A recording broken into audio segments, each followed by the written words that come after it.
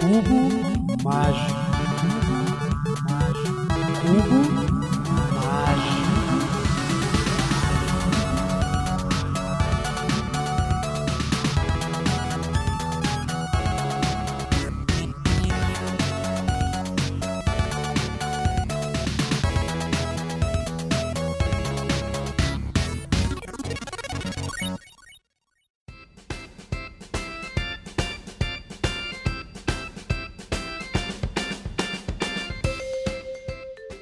Queridas crianças do abismo, a gente falou já algumas vezes em diversos programas que a gente tem um programa perdido de iluminismo científico, que foi o nosso terceiro programa. Esse programa ele foi gravado em dezembro de 2015.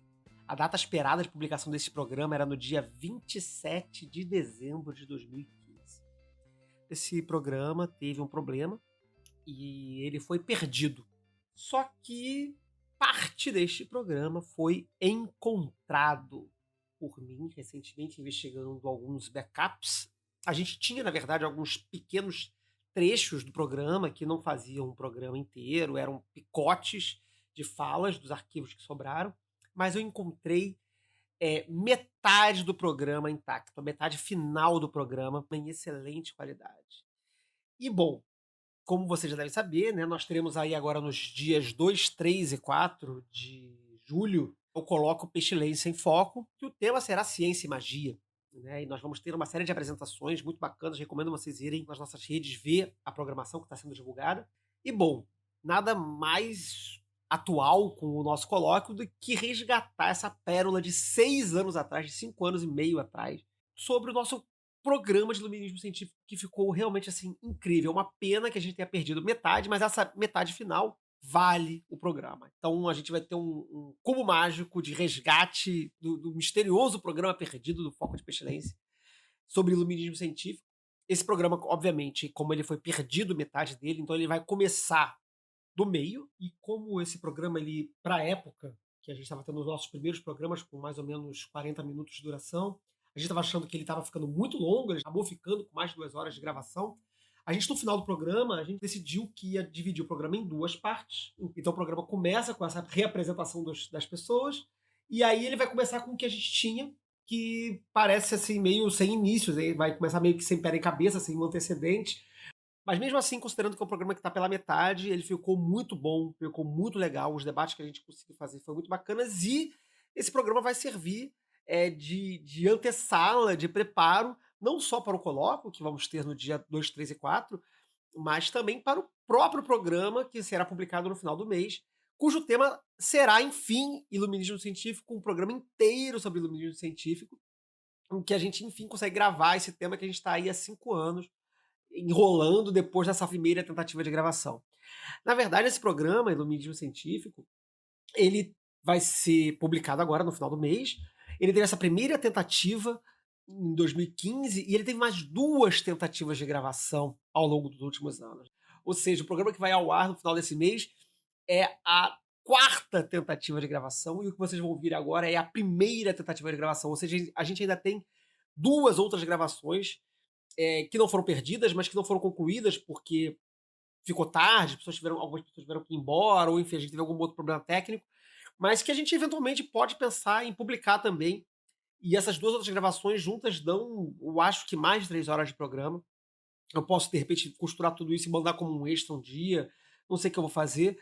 E esse programa, ele tem um detalhe, um sabor especial, além desse resgate surpreendente, é que as palavras finais do programa que o Razel traz, elas são profundamente atuais. No momento em que a gente está aí vendo um debate exaustivo nas mídias, na política, enfim, sobre a relevância da ciência e do pensamento científico, o final do programa ele traz uma colocação do Razel que é precisa para o momento. Então esse programa ele não só é importante para o Calem, para o Foco de Pestilência, mas também no final e ao longo dele, o debate que ele propôs sobre ciência também é importante para o momento em que a gente está vivendo. Então, fiquem aí com o programa Perdido e curtam como eu curti reencontrar essas vozes, essas palavras, 5 anos depois e ainda tão atuais. Divirtam-se.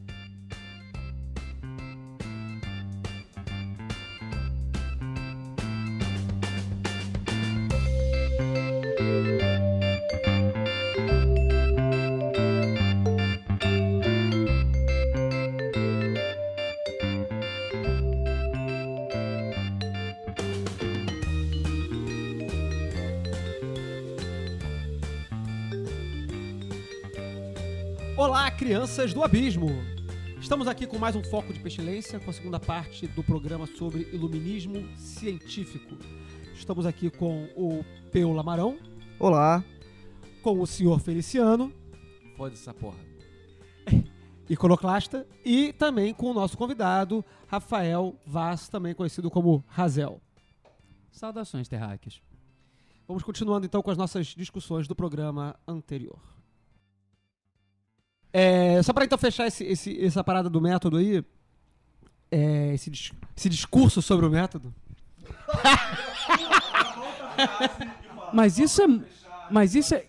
Isso é tão cartesiano que quando eu tava lendo os cartões lá sobre o Crowley, que vocês me sugeriram que eu lesse para poder me ambientar a questão, eu falei, gente, mas tem umas coisas aqui que são, sabe, discurso do método 1, 2, 3, 4, 5 e 6. É cartesiano, às vezes. Essa que é a treta que eu quero lançar agora. A gente tá aqui falando sobre método, e sobre ciência e o método da ciência, etc. Quando a gente conversou, Razel, já chamei você de Razel, de Rafael ao longo... Bom, vocês já sabem que quando eu falei Razel ou Rafael é a mesma pessoa.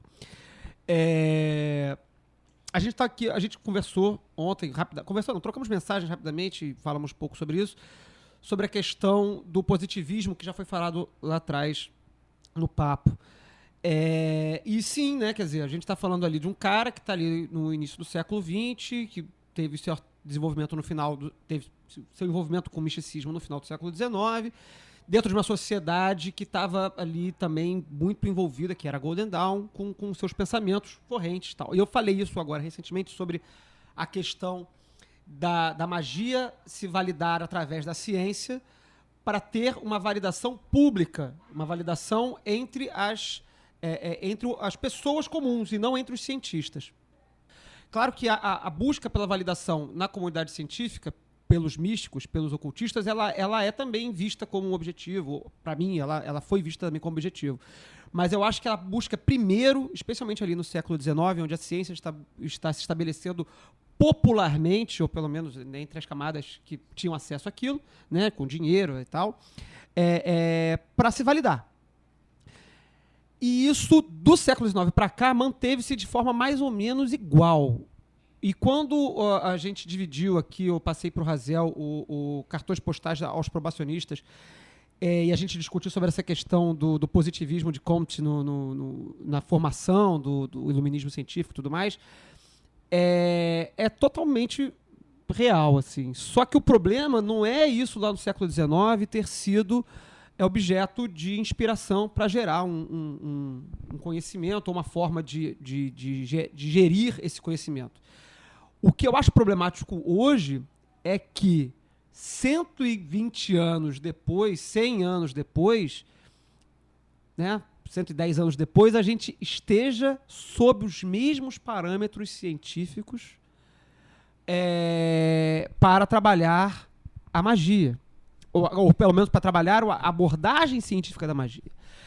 E a minha questão, assim, isso não é minha crítica não é exclusiva ao universo esotérico. Acho que ela é ampla para diversos debates sociais. No momento, assim, que temos aqui, trazemos no século XXI. Mas eu acho que a população, o conhecimento popular, ele ainda está com pés fincados nas definições científicas do século XIX. Seria, portanto, e essa é a minha pergunta, minha treta que eu estava querendo lançar, que eu falei um pouquinho lá atrás, Seria, então, o magista, o pesquisador de magia, o evocador, um mago atual, um reacionário? Uma pessoa que está apegada a fórmulas e métodos que foram desenhados no século XIX, baseados em instruções do século XVII, XVIII, codificadas no final do século XIX e início do século XX, e estão tratadas da mesma forma, como se não tivéssemos tido nenhum tipo de desenvolvimento científico e filosófico nos últimos 100 anos, e são tratados da mesma forma. Eu vou pisar em cima dessa colocação que você fez e dizer o seguinte: eu não acho que isso é uma crítica, eu faço a mesma crítica, eu vou chamar de problema. Eu não acho que esse problema é um problema do magista de 2015. Eu acho que esse é o problema do crítico tolo, por assim dizer, né? Porque nós estamos aqui justamente criticando, mas o crítico tolo que diz rapidamente, que ele muito rapidamente diz: a magia nunca mais não vai ser ciência. Ah, mas por que não vai ser ciência? Ah, porque a magia é subjetiva e não é exata, e a ciência tem que ser exata. Essa pessoa cometeu esse erro. Mas se você olhar a comunidade mágica produzindo registros dos experimentos realizados, talvez essa pessoa não esteja cometendo esse erro. Ela possivelmente, ela é o cientista mágico atual. Não porque ela tem opiniões sobre o que é ou não é ciência, mas porque ela está fazendo a coisa e envolvendo esse fazer com todo um aparato contemporâneo, que é o registro, a observação, quer dizer, enfim, o registro e a observação. O que eu tinha colocado na minha fala anterior da questão do empoderamento através do método científico, que você, sabendo que você pode questionar, você questiona. Sabendo que é cognoscível no mundo atual você receber uma instrução e falar: cara, não tá dando certo, e você não só se culpar e falar: eu sou um merda, porque não tá dando... Você poder falar assim: cara, talvez não esteja dando certo porque não é adequado, ou porque a instrução tá errada. Isso eu acho muito valioso para a prática mágica e essencial, e eu acho que tem que perdurar. Mas, por outro lado, assim, dentro da exposição, principalmente do Rafael, o que é a ciência dentro desse recorte mercantilista, capitalista, da contemporaneidade, de colocar a ciência se desenvolvendo e querendo se provar porque ela precisa se provar como produto e não como conhecimento, eu acho que tem um momento que a gente tem que chegar e falar assim: cara, foda-se. Sabe? Foda-se. Ah, mas a magia... Eu comparo os diários, eu não consigo construir um modelo estatístico que se comprove reproduzindo na Cracóvia. Foda-se. Pra gente funciona. Pra gente... E mais do que funciona, pra gente faz sentido. Dentro da nossa construção de conhecimento, todos os resultados reinventam esse parâmetro e às vezes aprimoram esse parâmetro e... contemplam o nosso desenvolvimento e a nossa prática e o nosso objetivo filosófico. Então, se ela não se dá dessa forma exata, mercantil, de eu não posso criar um produto, eu não posso ir pra academia e provar que eu tô certo, foda-se, cara. Vamos fazer o nosso, que pra gente tá ótimo, pra gente tá foda pra caralho. Então vamos parar de querer se provar pro outro e fazer pra gente. É suficiente coerência interna? Não a coerência entre eu e aquilo que eu tô vendo lá, mas a coerência interna. Eu acho que isso uma questão muito legal, que é a questão do louco. O louco, ele pega e fala assim: eu acho que isso aqui tá certo, eu acho que tá maneiro. Aí ele fala pros outros loucos: eu sou Napoleão. Eu falo assim: é mesmo. Então tá bom, cara. Então, assim, se no seu meio você tá produzindo e se desenvolvendo, isso te faz bem, tá naquela situação... Foda-se os outros. Por que o outro vai me dizer que eu não sou Napoleão e me convencer e eu vou ficar mal porque eu não sou Napoleão e a minha vida vai ser uma merda porque eu passei a minha vida iludido? Cara, me deixa porque eu tô feliz. Eu acho que não tem que ter esse parâmetro do correto e incorreto, o que a sociedade aprova, o que a sociedade não aprova. Se eu quero acreditar naquilo e aquilo me faz bem, me torna uma pessoa melhor, foda-se os outros. Você colocou primeiro a questão de como lidar com a questão dos estudos em misticismo, atualmente, em termos de reinventar esses estudos de maneira a dar maior liberdade aos seus praticantes. repito, pelo pouco, e eu conheço muito pouco, e isso não é uma preleção ou uma apologia, mas muito pelo contrário, eu realmente não conheço o misticismo como vocês conhecem. Eu fui convidado justamente para falar sobre, do ponto de vista filosófico, como a gente entende ou procura entender a questão da ciência. Você falou sobre reinventar o método, ou repensar o método, ou reinventar, ou reinterpretar, enfim, todos esses termos, no fundo, pensam numa espécie de ruptura. Eu não sou contra rupturas. Nenhum cientista que esteja comprometido com o conhecimento vai aceitar uma ruptura de primeira. Ninguém. E aí eu volto para a tradição, mas não a tradição da ciência instituída do século 20/21, mas para os próprios proponentes do misticismo. Será que eles também não vão oferecer resistência a esse tipo de mudança, quaisquer que sejam, porque mudanças trazem resistências? A segunda questão é: o questionamento, ele é livre. O questionamento, ele é sempre livre. Você vai questionar sobre as questões que te causam, como Aristóteles falava, o tauma, sabe? O espanto, a admiração, o tauma, que daí vem, inclusive, a etimologia de taumaturgia. É uma das etimologias para taumaturgia.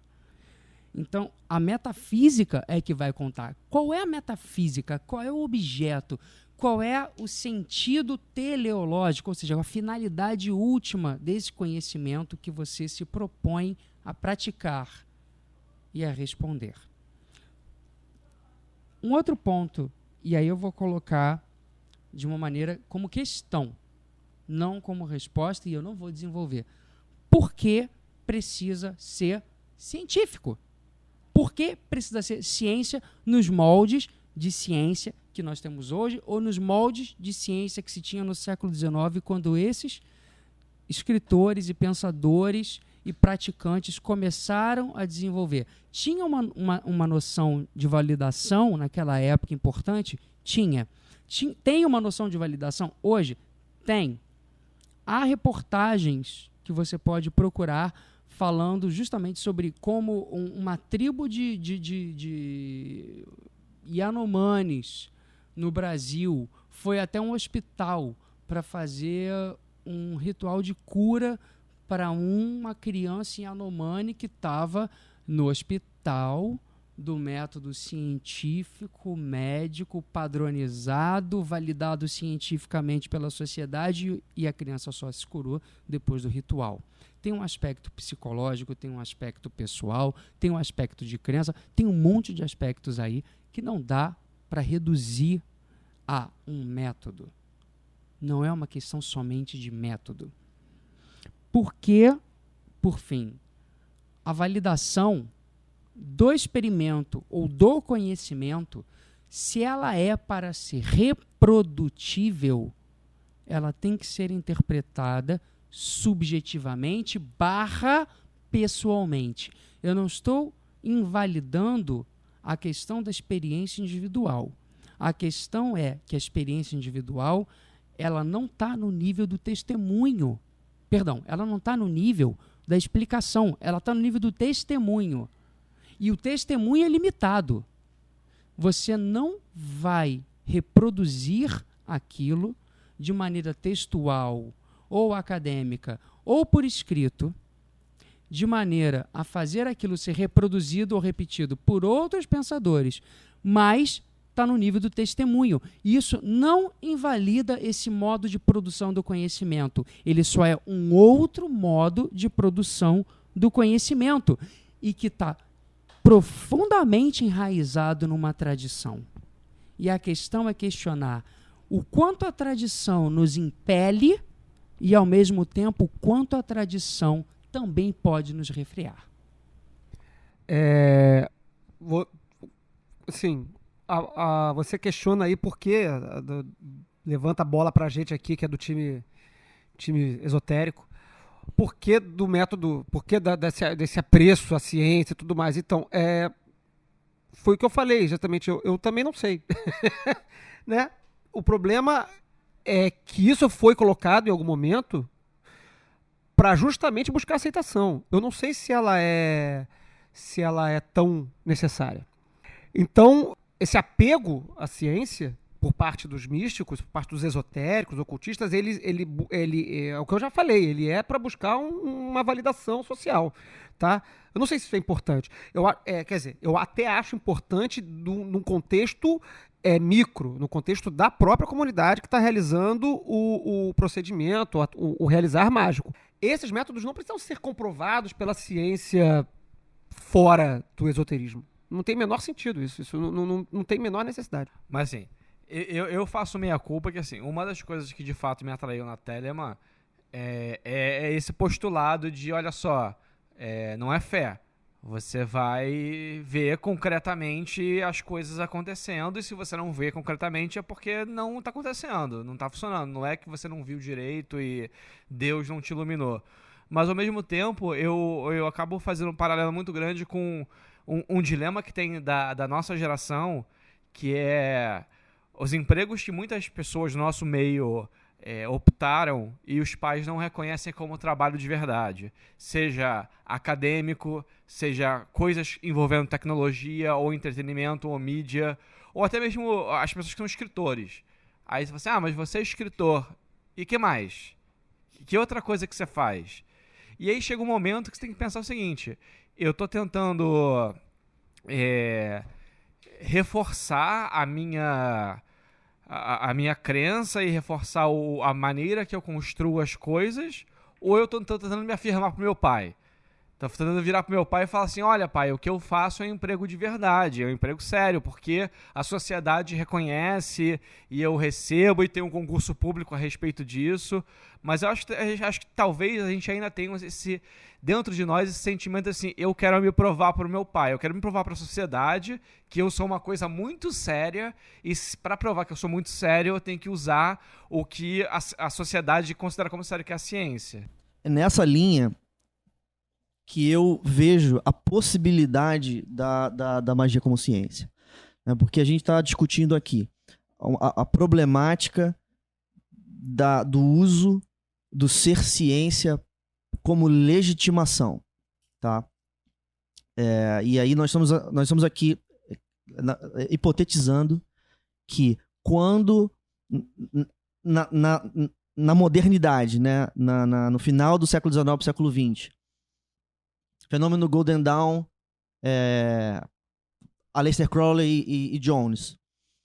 Aquelas pessoas fazem o esforço de tornar a magia uma ciência, nós estamos dizendo, como hipótese, mas eles fizeram isso para legitimar o conhecimento mágico. Eu vejo uma alternativa. Não uma alternativa cancelatória, mas uma alternativa mesmo, que é o problema do erro, que a gente já vem discutindo até agora. Uma das características do que a gente chama de método ou processo científico é o cuidado com o erro. É o agir preocupado com os erros que estão ali. Se você age e dane-se, ninguém diz que você está produzindo ciência. Quando você age e no agir você começa a se perguntar, mas e as fontes de erro? Aí começa-se a falar sobre a criação de uma ciência. Então, se a gente procurar, por exemplo, no início do Equinox, quando o Equinox foi publicado, e no Equinox a gente vê pela primeira vez a expressão iluminismo científico, e o moto da AA, quero com relação ao texto, porque esse texto do Equinox ele é especificamente um pronunciamento da AA, o moto método da ciência. Método da ciência. Eu vejo ali uma preocupação de procedimento, porque você tem ali uma pessoa que se propõe mestre, e aí então ele se abriu para o mundo dizendo, eu vou oferecer a vocês, venham conversar comigo. E aí a proposta dele é, faça isso, isso e aquilo. Mas faça como? Faça como? Faça preocupado com as fontes de erro. Não faça e aquilo que acontece, tome isso e é isso. Né? Quero dizer, eu fiz um experimento mágico e senti uma puta dor de barriga e, portanto, o experimento mágico é dor de barriga e tal. Não. Verifica. O que você comeu antes do experimento mágico? Né? O que está acontecendo com o seu corpo? Você estava doente? Estava muito frio? Essa preocupação com o erro, ela pode ser entendida como parte da proposta. Não estou dizendo que não existiu a preocupação com legitimação. Mas o uso da ideia da ciência naquilo ali, eu vejo, inclusive, uma preocupação com o erro. Pegue os experimentos místicos. Faça os experimentos místicos. Mas não faça os experimentos místicos com o seu cérebro desligado. Não desligue o cérebro ao ser místico. Mantenha o seu cérebro ligado ao ser místico e tome cuidado com os erros. Você vai fazer o exercício da postura. Aí o seu corpo tremeu. Tudo bem, ele tremeu porque a postura produz tremor ou porque estava muito frio e o frio fez você tremer. Então, cuidado com os erros. Então, esse aspecto da magia como ciência não é um aspecto que busca legitimação, mas que está preocupado com as fontes de erro.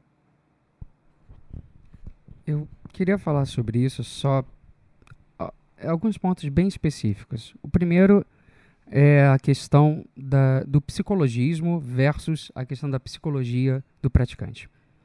O psicologismo foi uma noção que foi muito, muito criticada por pensadores, principalmente do final do século XIX, que estavam preocupados em salvaguardar, de certa maneira, uma noção de objetividade mecânica, matematizada, em que a natureza era a grande autoridade sobre a verdade. E, para isso, nós vamos buscar, diziam eles, formas que sejam puras e maximamente formais para evitar a polivalência do significado das coisas. Né? Eles diziam outro termo para isso, que era a polissemia, né? A proliferação de significados para o mesmo termo. E você tem uma questão que vai ser trabalhada já no início do século XX, especificamente não por mas por vários autores, mas eu vou citar o Michael Polanyi, que ele era químico e também foi estudar filosofia da ciência, e ele fala sobre uma diferença entre o conhecimento tácito e o conhecimento explícito. A questão do conhecimento tácito é aquele que você adquire não só pela experiência do tipo, a experiência dos sentidos, ou a experiência direta com a produção do experimento, mas aquele que você adquire ao longo do tempo em que você vai praticando alguma coisa.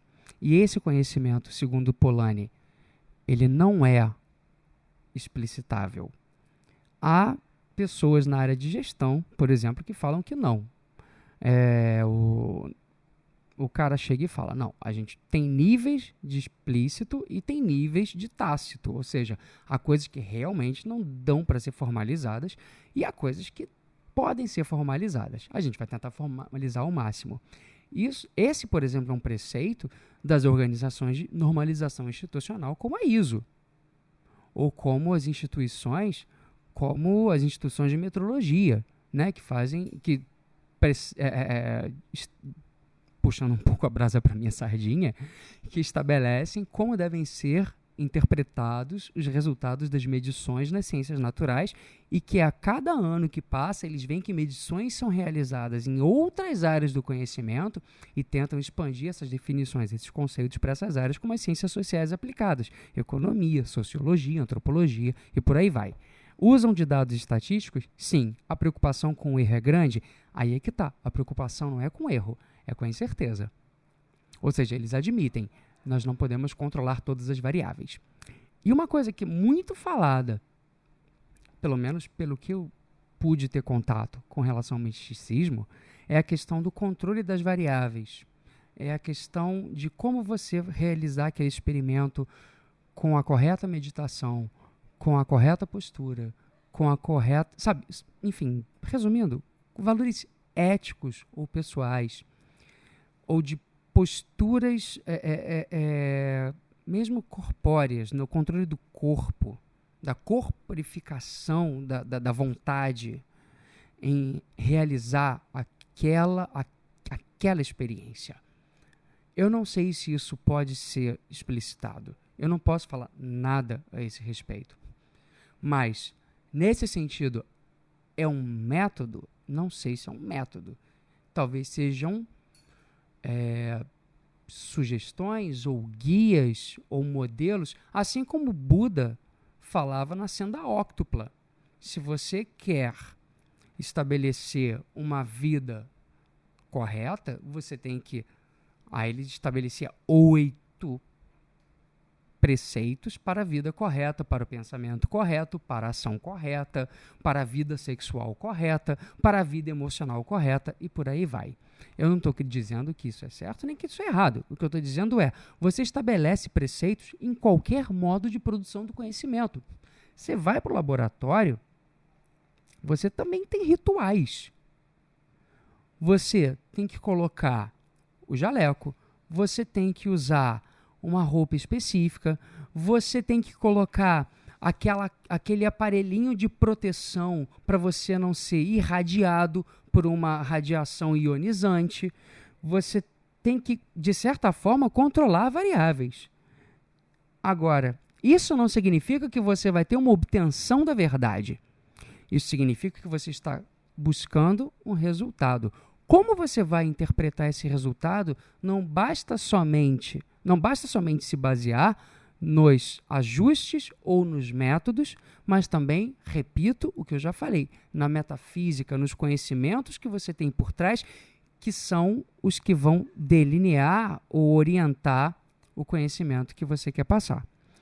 E a preocupação com o erro, repito, talvez a questão não seja o erro, talvez a questão seja a incerteza. O ser humano vive num mundo indeterminado, incerto, incompleto, e ele precisa lidar com um conhecimento que lida com isso, e talvez sejam variáveis ou talvez sejam constantes. Eu não sei dizer, mas a questão é, o método científico das ciências naturais ou das ciências sociais e o método científico das experiências místicas, talvez eles tenham em comum no sentido de que ambos buscam uma forma de estabelecer procedimentos para que essa experiência possa ser testemunhada, mas não necessariamente para que, seguindo aquele método, ele seja verdadeiro. Porque no momento que você estabelece um método, você quebra um pressuposto que é: eu estou buscando um resultado que, no caso do misticismo em geral, é uma verdade revelada, em geral, é um objetivo revelado, ele é teleológico, ele está numa finalidade última, ou no caso da ciência, às vezes é uma finalidade, uma causa sobre as coisas, mas não necessariamente porque é uma inteligência por trás disso, guiando a humanidade ou seus praticantes para uma verdade revelada, que é a última, verdadeira e irretorquível. Fiquei até sem ar agora.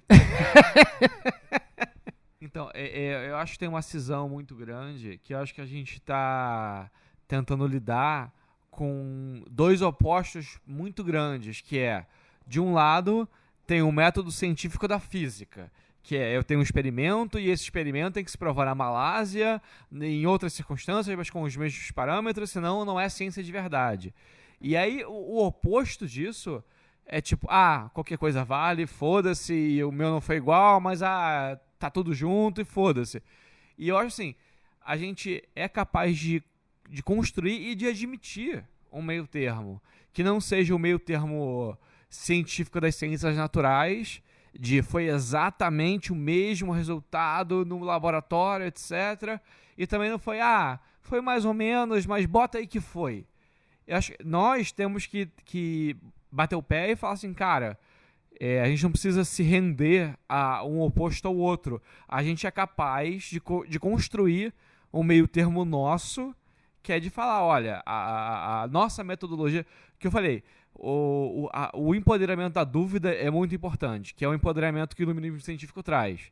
De falar, olha, aconteceu isso, mas eu vou questionar se foi o que eu comi ou se foi uma experiência mesmo. Aquilo que aconteceu comigo foi coincidência? Ou foi, não, realmente é um parâmetro que eu posso criar e anotar no meu diário e comparar com outros diários e falar, pô, foi parecido com fulano. Então eu acho assim, a gente pode construir o nosso meio termo e não ficar mais se rendendo à conclusão do outro. O que o outro constrói como parâmetro científico. Porque quando o Crowley coloca essa questão do iluminismo científico, a gente fica na dúvida, é iluminação ou é iluminismo? E eu acho assim, a gente não tem que se render ao que o iluminismo científico do século XIX se propõe, da industrialização, do mercantil. A gente não tem que se render a isso, porque o nosso objetivo não é criar uma ferramenta mercantil. Não é criar um curso que funcione para todo mundo e o cara vai no Japão, vai dar o mesmo curso que eu, vai funcionar. A gente não tem que se render a isso. A transformação do nosso conhecimento e da nossa experiência em produto. Mas ao mesmo tempo a gente não pode falar, não, qualquer coisa, foda-se, é isso aí, você fez e o que você fez é válido, independente de qualquer coisa. Então assim, eu acho que o momento agora é o momento de falar assim, a gente não tem que se render à aprovação do extremo social ou do extremo de qualquer coisa. É de construir, assim, o nosso conhecimento é construído através de uma experiência sensível, mas uma experiência sensível que é extremamente questionável. Se você é capaz de sobreviver a um questionamento, é como uma banca da academia. A academia vai virar para você e falar, olha, se você fez o seu trabalho com esses parâmetros acadêmicos, mas eu não gostei disso. E aí tem momentos que você fala, olha, isso aqui é isso mesmo. Eu pesquisei e eu concluí isso aí. E em outros momentos eu falo assim, não, olha, realmente, o seu apontamento, eu não pensei sobre isso, eu não pesquisei sobre isso, eu tenho que pensar melhor. Mas eu acho que tem que ser essa alteridade de falar, de ter esse direito, de não é nem se render e falar, puta, eu não fiz exatamente o método da ciência natural, e nem falar, o método é meu, foda-se você, eu fiz assim e é isso aí. Eu acho que a gente tem que ter, hoje em dia, essa postura de falar, cara, é meu, vamos discutir o meu, o nosso, da nossa comunidade, não vamos nos render a imposições externas que obrigam a gente a fazer coisas que às vezes não pertencem a gente. Então eu acho assim, precisa disso, pensar no que cabe a gente, em vez de nos rendermos exatamente para se provar quase como uma ciência natural, a resultados, parâmetros, estatísticas e métodos dos outros. Max, eu achei muito interessante sua fala, porque ela me levanta umas questões que têm bastante a ver com críticas atuais com relação às ciências. A primeira de todas elas, e eu vou de trás para frente, você falou com relação à sobrevivência do questionamento. É evidente que a mercantilização da ciência no século XXI diminui bastante o escopo do questionamento e coloca a grande parte das questões e dos financiamentos mesmo de pesquisa em cima do que pode ser produzido, do que pode virar produto, do que é inovação no sentido mercantil. Mas quando você fala da questão da validação, a gente tem que validar pelo que a gente acha ou pelas experiências que nós tivemos e contribuir dessa maneira para a comunidade do que estão praticando essa ciência, cara, isso é uma institucionalização. Logo, isso só reforça o meu ponto inicial. Você não tem ciência ou conhecimento ou modo de produção de conhecimento sem institucionalização. Segundo ponto. É uma questão atual? Sim, é uma questão atual. Combater a questão, por exemplo, de que o conhecimento, para ser válido, ele precisa ser ciência. Não, ele não precisa ser ciência como na configuração atual. Ele pode ser conhecimento, mas ele não precisa ser chamado de ciência. Mas ele pode ser conhecimento. A questão de chamar de ciência é uma validação. Vocês querem ir, por exemplo, para um meio de mídia, dizer que o conhecimento de vocês é válido, é uma questão de poder, é uma questão política, é uma questão cultural, antropológica e até social, mas não é uma questão epistemológica, não é uma questão de conhecimento. Fala, Pedro. Então, você diria que como proposta, como uma proposta instigante, que seria interessante para essa comunidade parar de perseguir o termo ciência e talvez perseguir o termo saber? Cá entre nós, acho sim. É só uma coisa que foi uma cutucada boa que você deu agora e que a gente está rodando ao redor disso e sem tocar, é que a gente está falando de iluminismo científico, que é sintetizado na divisa da A, que é método da ciência, objetivo da religião. A divisa diz método da ciência. Ela não diz que o iluminismo científico é ciência. Ela está se utilizando de um método. Mas não está. Será que ela está se propondo ciência? Como hard science? O nosso editor levantou a pergunta. o nosso técnico aqui, que é um cientista, inclusive, um quase formado em física, infelizmente não concluiu. Repete a questão para formular exatamente como é que você falou. Vai lá, faz a pergunta, Levi. Entrou. Here comes a new challenger. Temos aqui o nosso editor, que é o Levi Fernandes, que vai contribuir com uma pergunta também aqui. Tá, me intrometendo aqui no meio. Então, a questão que vocês estão propondo é: o método da ciência em si só pode gerar ciência ou ele pode gerar outra coisa? Então, essa é o que eu falei. A gente está rodando em torno desse assunto aí e a resposta é sim, pode gerar outra coisa. Quer dizer, a gente está falando de iluminismo científico, a gente está falando de método da ciência, mas em nenhum momento, quer dizer, em nenhum momento sim, diversos autores vão dizer que magia é ciência categoricamente. Mas, a rigor, importa se o método da ciência está produzindo ou não ciência? Se o que a gente faz, utilizando ferramentas supostamente científicas, o produto disso, que é o nosso trabalho, é menos válido por não ser ciência, mas está se utilizando as ferramentas da ciência? A reprodutibilidade pela reprodutibilidade não é ciência. Eu estou falando assim, a gente busca a reprodutibilidade dos nossos fazeres. Mas isso em si, até aí eu posso te ensinar a fazer cinzeiro de barro e você vai fazer milhões de cinzeiros de barro e isso não é ciência. Porque é um fazer. Sim, é um fazer. É um a gente fazer. está lidando com... Né? É peculiar a distinção, né? A gente, na verdade, não tocou nela explicitamente, mas tem falado sobre ela o tempo todo, né? A gente tem um fazer. A magia, ela é um fazer e é um saber.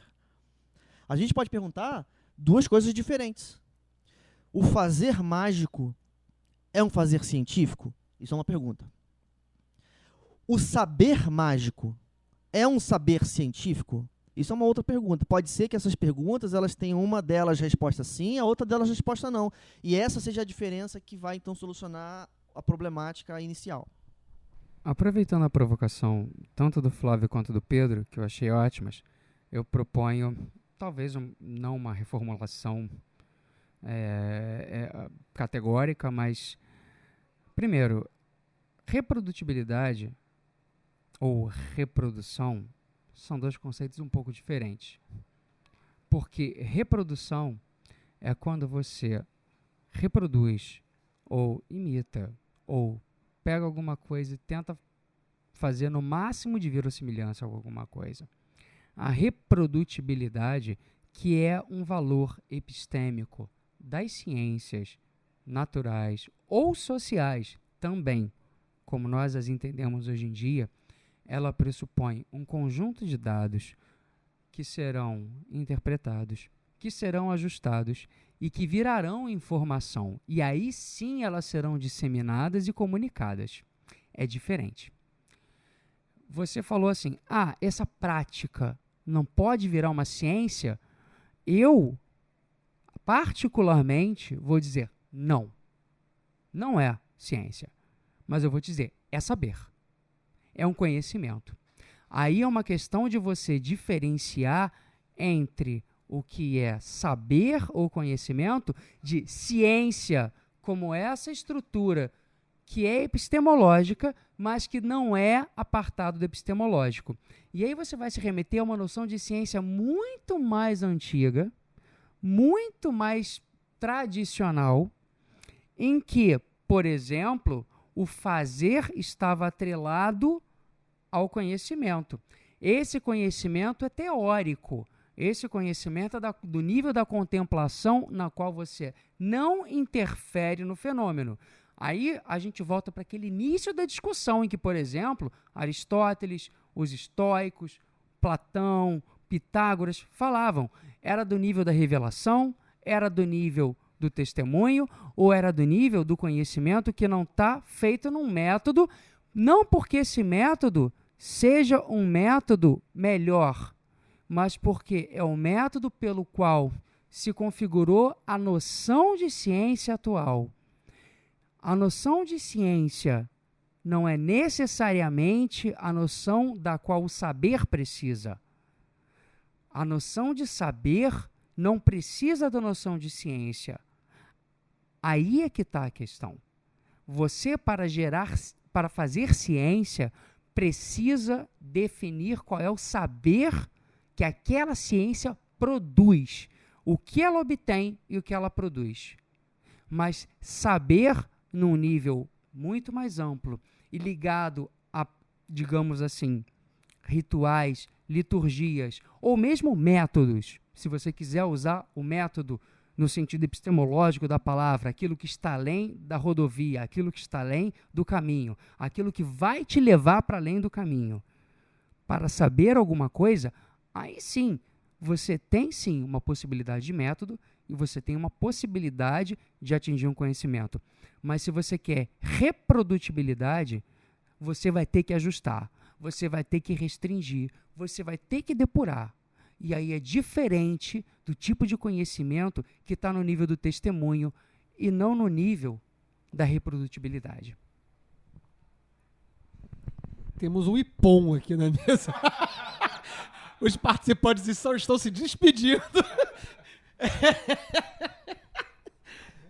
Então vou aproveitar a brilhante conclusão do Razel aqui, que eu acho que conseguimos chegar num ápice da nossa discussão aqui, que fechou maravilhosamente bem o nosso tema do método e etc, mas buscando aí a completude da divisa do método do iluminismo científico, em que precogniza um método de ciência, mas também descreve um objetivo, que seria o da religião.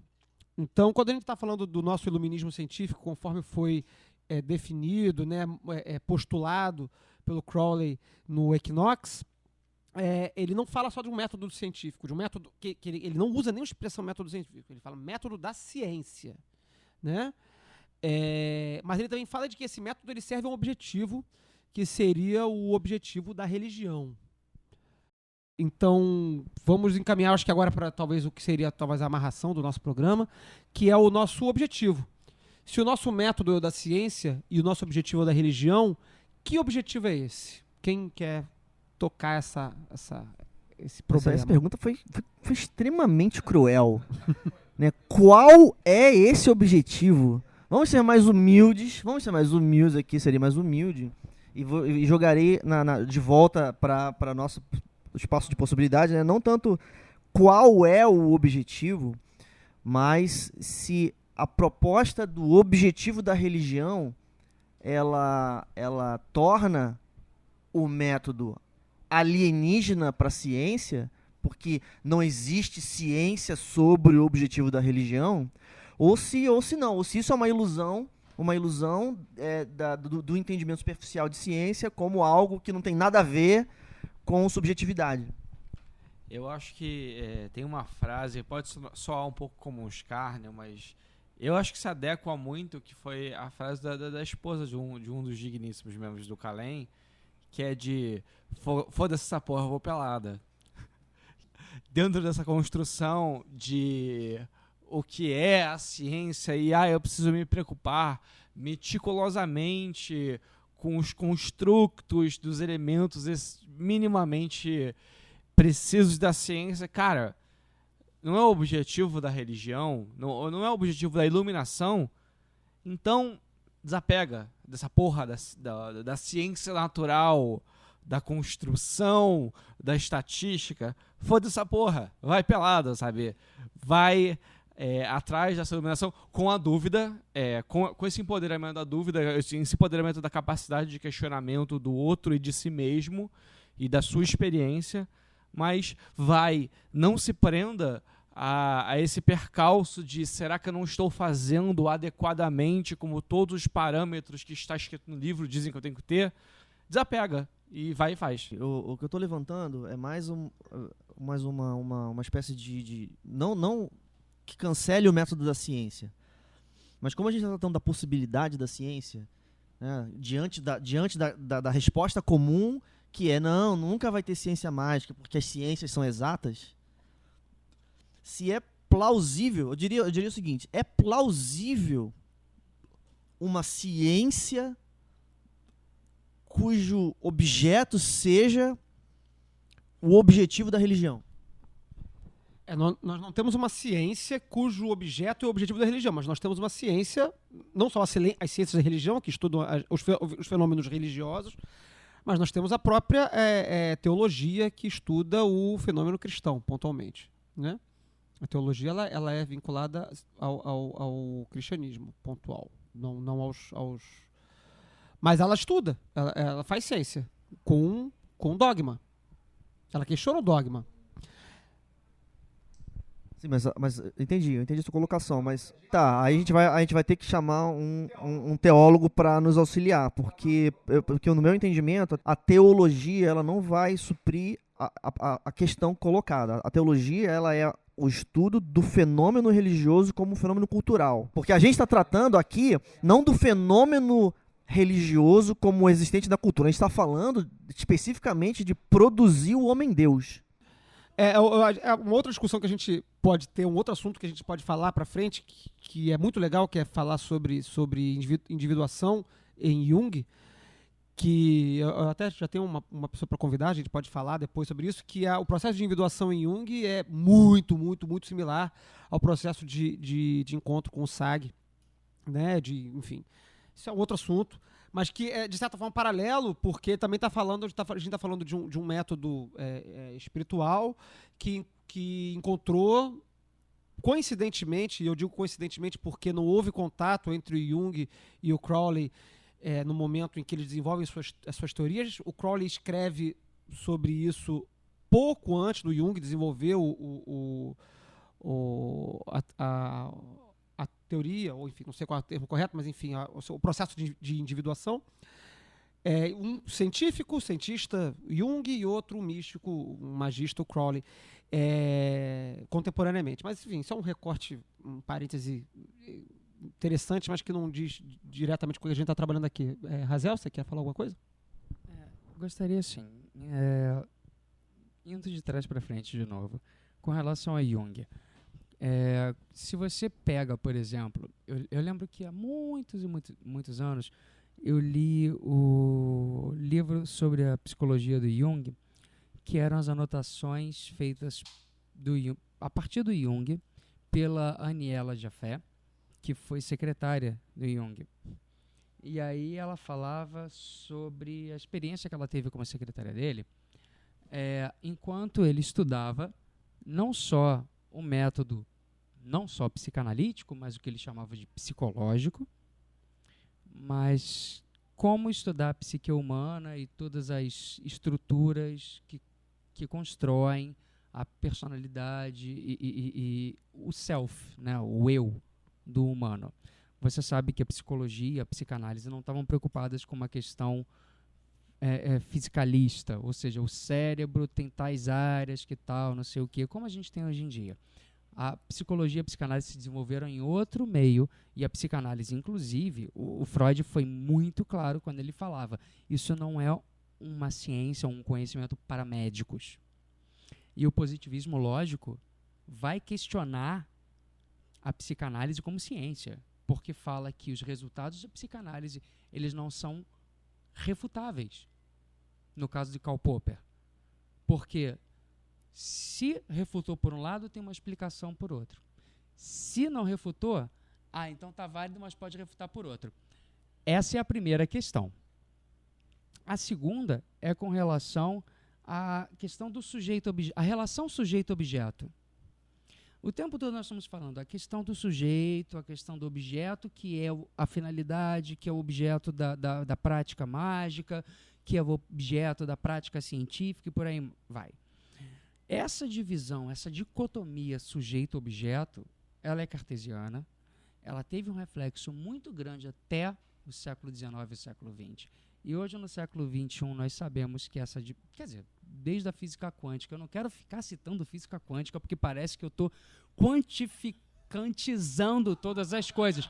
Mas nós sabemos que não existe observação neutra. A questão é que, independente disso, a interpretação de Copenhagen, que é uma interpretação sobre os resultados da física quântica, não é a interpretação sobre a física quântica, diz que você tem estados que vão ser definidos com relação às circunstâncias em que eles são observados. Ou seja, a observação tem uma influência grande no resultado do experimento. E esse é um problema em filosofia da ciência e em medição, em metrologia mesmo, chamado o problema da medição quântica. Eu não vou entrar nesse aspecto, porque aí é um outro podcast. Mas é só para dizer, há uma influência muito grande. E essa influência do observador, do sujeito, faz toda uma diferença com relação a essa noção de separação entre sujeito e objeto.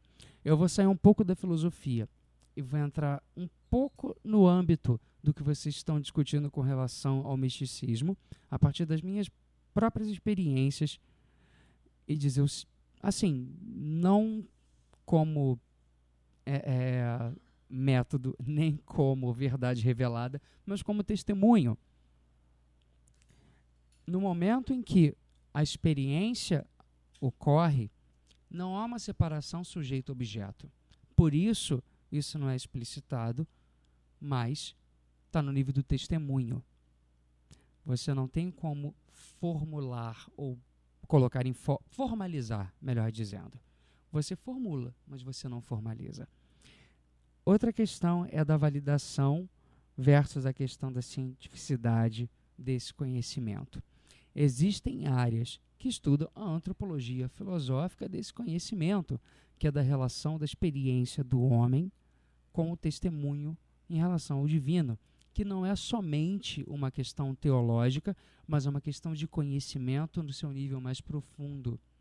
E aí não é só uma questão de ciência ou de experimento ou de episteme, mas talvez até de gnosis, que é o termo grego usado para entendimento e não para conhecimento. Porque conhecimento pode ser tekné, que é conhecimento técnico, craft, ou skill, ou perícia, que pode levar a episteme, porque, enfim, na tradição, a episteme e a tekné eram extremamente interligadas, e os filósofos tentaram de todas as maneiras, não é separar porque uma coisa é menos do que a outra, mas separar para distinguir o que um conhecimento gera e que outro conhecimento gera. Eram saberes que se interligavam, que eram necessários, que eram unificados, ou talvez até não é unívoco, mas eles precisavam um do outro. Um não era necessário o suficiente sem que o outro fosse necessário e suficiente também. E, para finalizar, tem a questão do poder, tem a questão da sociedade, tem a questão do biopoder, tem a questão do controle social e do controle disciplinar. Você tem tantas questões envolvidas com relação a esse conhecimento que individualizar extremamente ou desindividualizar extremamente vai te tirar de qualquer que seja a postura que você queira adotar.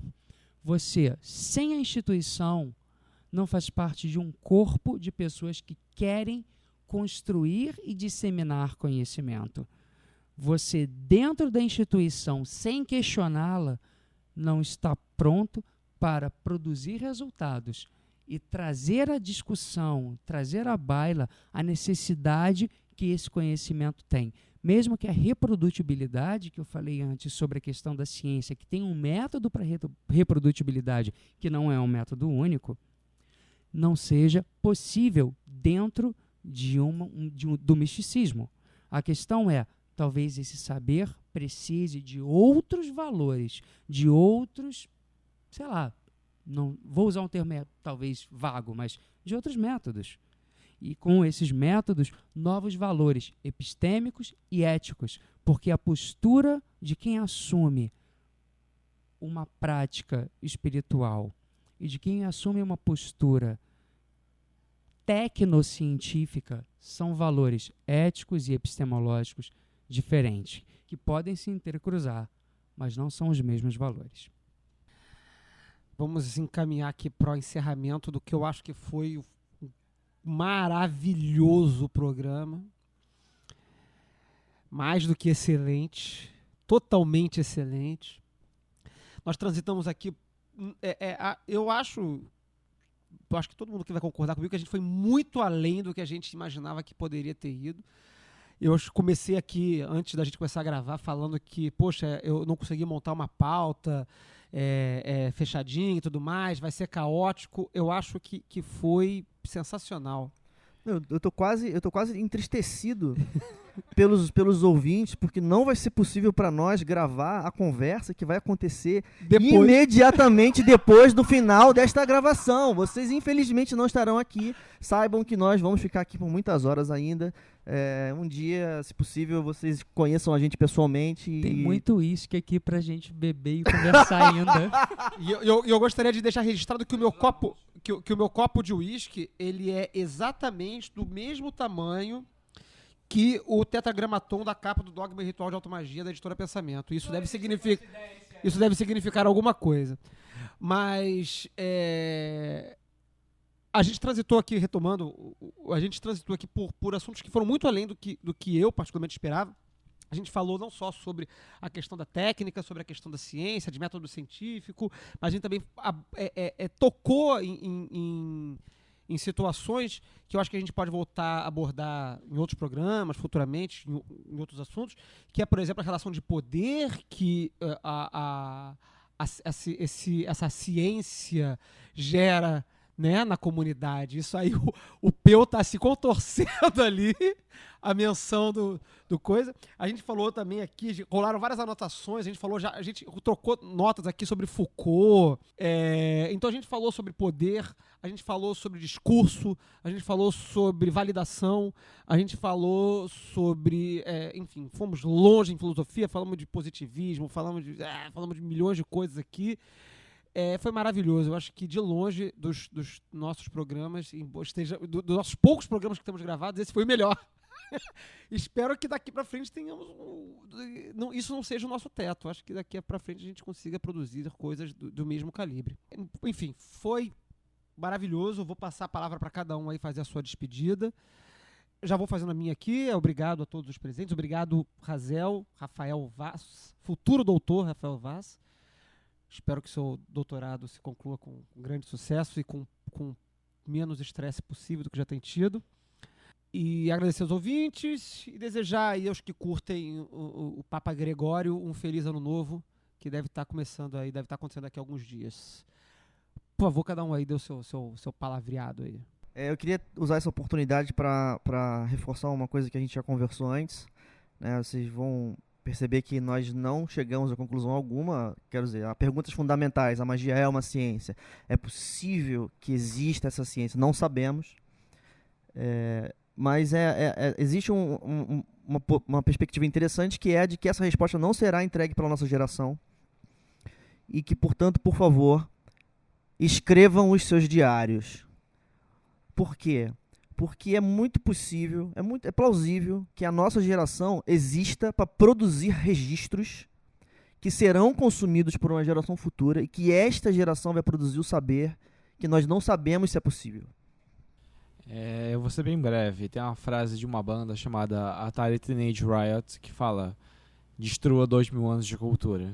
Então assim, se insurja contra essa obrigação que existe de se provar como ciência. Use o método científico, que é importante, que é genial, como formulação de dúvidas e questionamentos, mas não se apegue a isso como uma corrente e uma bola de ferro que fica no seu pé.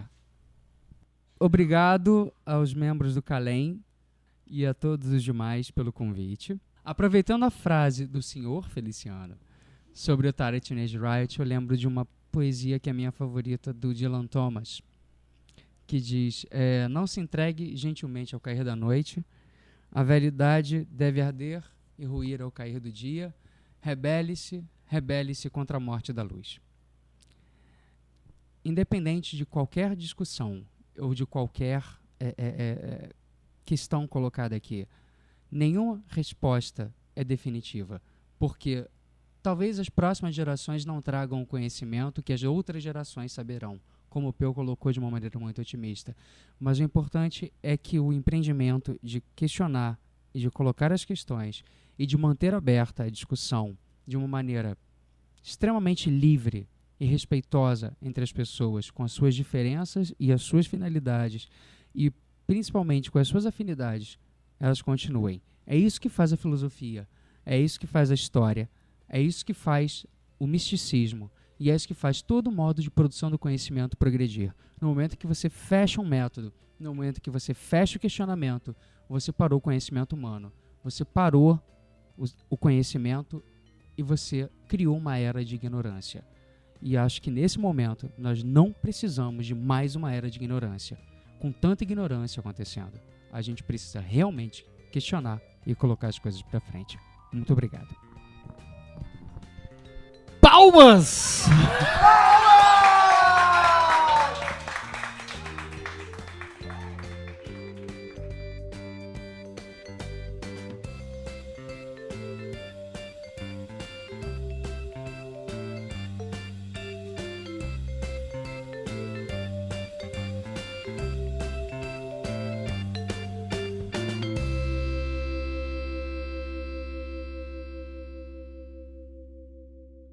Este programa está sendo oferecido pelo Laboratório do Terapia Física Quântica. Removemos metais pesados. Caso você tenha participado de uma mina de chumbo, venha falar conosco.